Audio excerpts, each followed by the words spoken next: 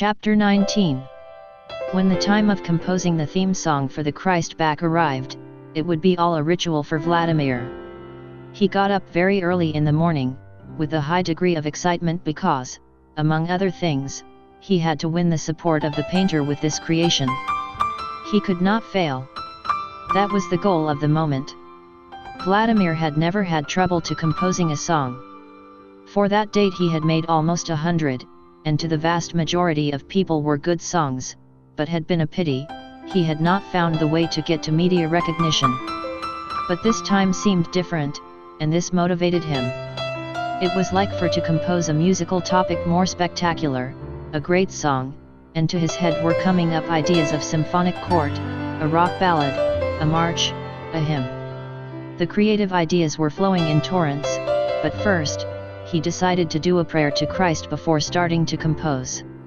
Everything was going well until he realized again that the only ones means with which he counted were an old guitar and a no less old cassette recorder. And he could thank God that at least he had that, because in those difficult days, even a simple acoustic guitar, many people could not get so easily.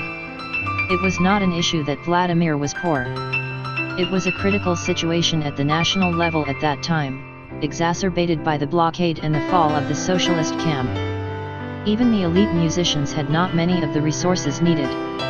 Many years ago, before the so-called special period, Vladimir had armed and been leading a musical group. They were a group of friends who dreamed of putting together a band, inspired by the Beatles, but with her own songs and style.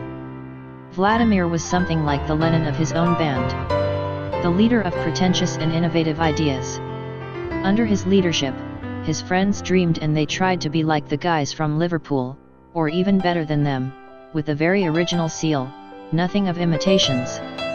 Vladimir sings. Besides composing, arranging, and playing guitar, he was myopic and always had long hair. As if that were not enough, there was another young friend at that time, who had as so good vocal conditions as Paul, who also composed and played guitar nicely. Both make a so incredible duet that once, singing the song If I Feel, in a versions about the Beatles, had left impressed to English tourists of a certain level. Such things happen in the Cuba of those days, talent frustrated by lack of opportunity. The revolution had considered the Anglo-Saxon music as ideological diversionism, the music of the imperialist enemy.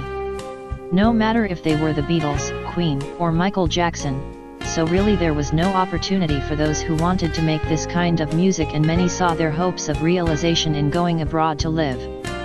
Vladimir suffers with all this, because it was the music that he liked to do.